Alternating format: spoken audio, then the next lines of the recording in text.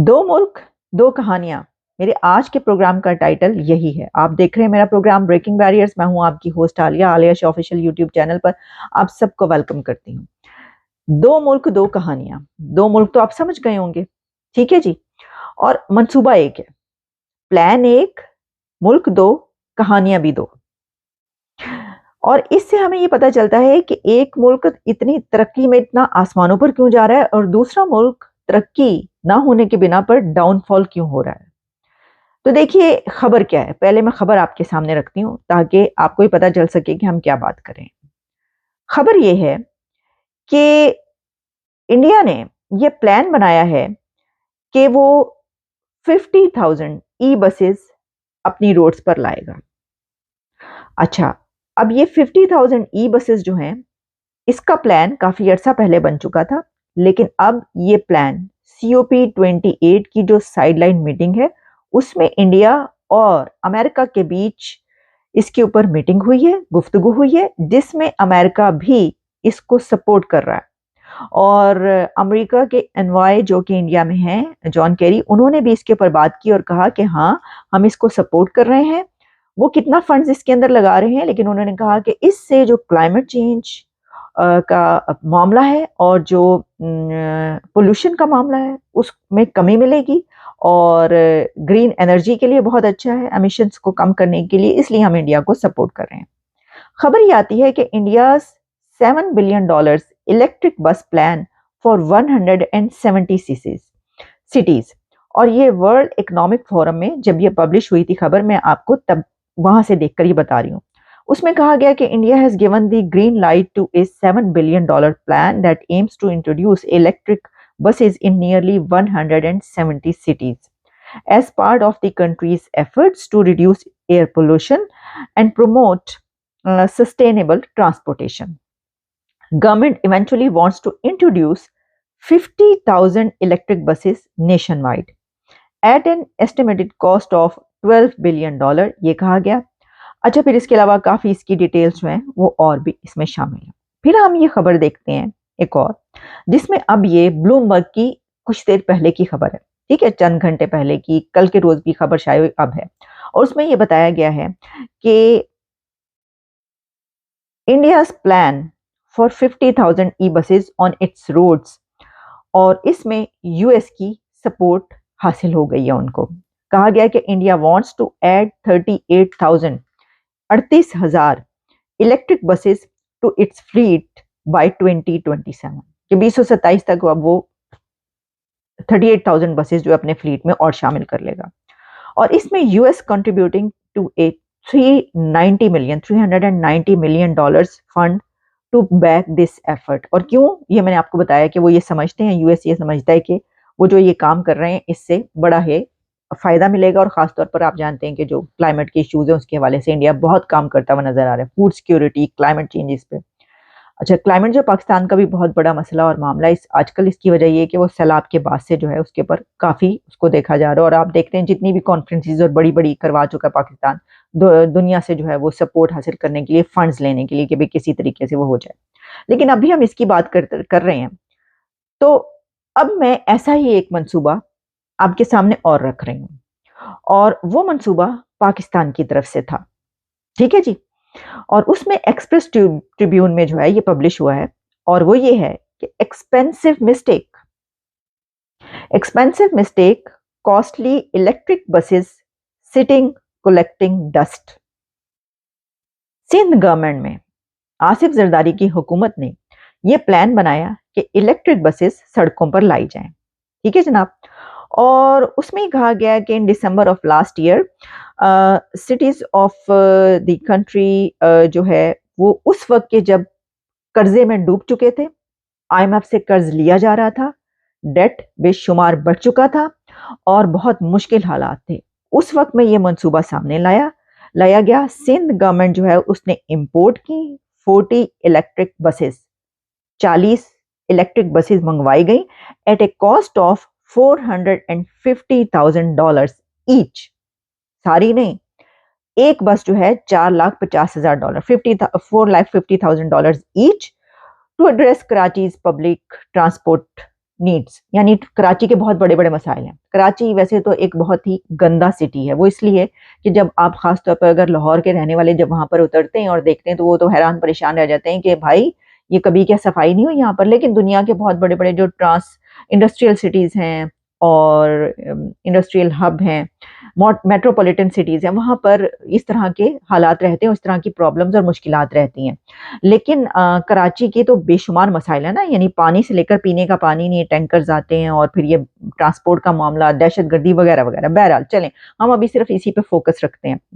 अच्छा जी, अब हुआ क्या, कहा यह क्या कि जनवरी जो है इस ईयर में, उसमें जो सर्विस है वो 3 रूट्स पर सिटी में जो है स्टार्ट की गई। लेकिन उसके बाद हुआ ये कि जो 18 मिलियन डॉलर्स हैं वो फिर इसके ऊपर और भी लगाए गए। लेकिन इन्वेस्टिगेशन जो है वो ये बताती है कि एक्सप्रेस ट्रिब्यून ये लिख रहा है कि हमारी जो है इन्वेस्टिगेशन, उसमें 25 ऑफ 40 बसेस जो हैं दे वर grounded recently and only 15 electric buses are currently operating on one of the 3 designated routes। अब आप मुझे ये बताइए कि 25 जो हैं बसें, 40 में से वो फौरी तौर पर ग्राउंड कर दी जाती हैं, ग्राउंडेड हो जाती हैं, और किसी को जो है वो कोई फर्क नहीं पड़ता इससे।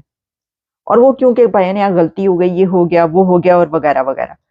और उसके बाद एक रूट पे कहते हैं 1 से 2 रूट पर जो है वो बसेज अब चल रही हैं। शायद उसमें से, मेरा ख्याल उसमें से भी काफी कम हो गई होंगी, 1-2 बसेस कहीं पर चल रही होंगी, या जितनी भी हैं।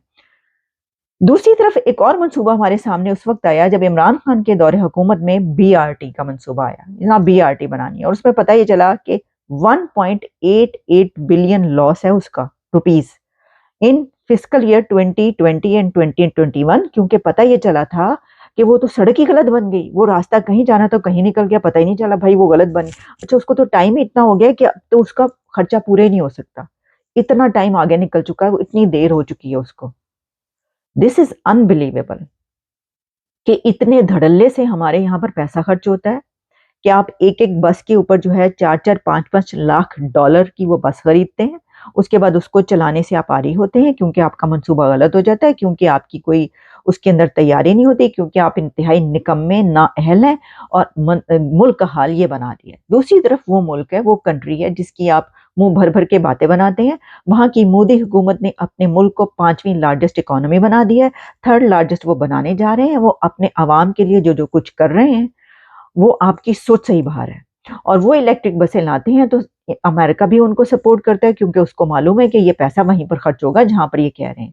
और वो तमाम रूट्स पर जो है अपने बसेस चला रहे हैं, और जो वो लाना अब लाएंगे वो चल रही होंगी, और आप देखेंगे कि कितने जबरदस्त तरीके से उन्होंने ये काम जो है वो कर रहे हैं।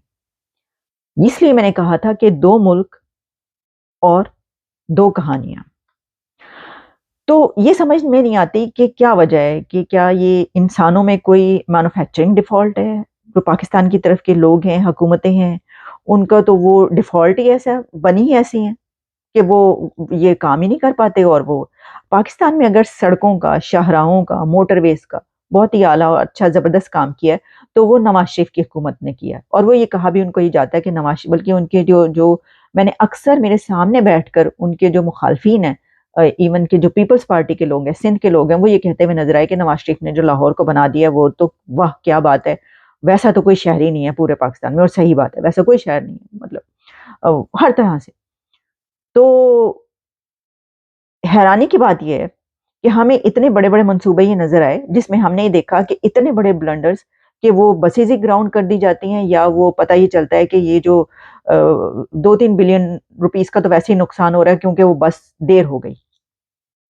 तो यही वजह है, मैंने आपको कहा था, इससे हमें ये पता चलेगा कि एक मुल्क तरक्की में आसमानों पर क्यों है और दूसरा मुल्क अपने डाउनफॉल में जमीन के गढ़ों में क्यों है। क्योंकि अवाम की सहूलत के लिए जो काम होते हैं वो काम सिर्फ पैसा बटोरने के लिए किए जा रहे हैं। एक बस में या एक ट्रेन में या एक जहाज में कितना पैसा जो है हमें मिल रहा है, वो तमाम ऑफिसर्स और हुकूमतें वो यही सोचती होंगी, और वो पैसा जो है वो जेबों में चला जाता है। बाकी वो बस नहीं भी चल रही तो यहाँ पे कौन सा किसी ने कुछ कर लेना, कोई कुछ कर सकता है, मुझे बताएं। अवाम की क्या मजाल, यानी अवाम भी ऐसी कूड़ मगज की वो बैठ के देख रही है और कोई वो नहीं है, और वो जो है वो इस पे सवाल भी नहीं उठाएंगे, और वो उसी तरीके से जो है ना वो कल भी भुट्टो जिंदा था, आज भी भुट्टो, हर घर से भुट्टो निकलेगा, तुम कितने भुट्टो मारोगे। और इसके अलावा बाकी भी खान साहब की तो ऐसी ऐसी रैलीज हो रही हैं, इमरान खान की जो रैलीज की जो अभी वो फुटेजेस आ रही हैं भाई, वो तो लगता है कि वो इलेक्शन वाले दिन वोट जो है वो सारे के सारा बस एक ही को पड़ना है, आप समझ गए होंगे, हैं जी। तो उनका तो जोश और जज्बा देखने वाला है, और जो करने वाले मुल्क के अंदर के जो काम है जो होने चाहिए वो आप देख रहे हैं कि कहाँ है, आपके सामने है। ये है सिचुएशन। तो बल्कि हमारे जो आर्मी चीफ है वो अमेरिका आए हुए हैं, और मैं तो कहूँगी कि बिल्कुल वो अमेरिका ज़ाहिर है, कहने की क्या ज़रूरत है, पैसों वैसों की तो बात होगी, पैसा वैसा तो ज़ाहिर है काफ़ी जो है वो इकट्ठा करने की ज़रूरत है, क्योंकि मुल्क जो है जिन हालों का वो तो आप देख ही रहे हैं। लेकिन वो तो खैर बहुत सारे जो भी मुआहदे वायदे जिसके लिए भी वो आए हैं, काफ़ी लंबा उनका ट्रिप है, तो उसमें ये जो देखें उनसे पूछा जाए अमेरिका से कि पाए आपने जो है वो इनको इंडिया को जो है वो सपोर्ट किया है, ई बसेस के लिए इतनी सपोर्ट कर रहे हैं, तो पाकिस्तान में भी जो ई बसेस के लिए जो है कोई सपोर्ट करें, कोई फंड्स फंड्स ने, तो वो आगे से कहेंगे ए पहले जेडे फंड दिते सी वो कित्थे गए ते किहड़ियां बसां तुसीं चलाईयां ने, वो सानू पहले विखा दियो तो फिर असी देवांगे। वो जब हुआ था ना अफगान जिहाद, तो उस वक्त पूछा करते थे भाई ये जो चेक मांगते हैं, ये चेक पे साइन करते हुए पूछता था कि ये चेक जानते कहाँ है। वहां उस वक्त का जो वो था प्रेसिडेंट था अमेरिका का, उसने कहा था कि ये पैसा जा कहाँ रहा है, तो वो कहाँ जा रहा है वो आपको पता चला, बाद में बताया था।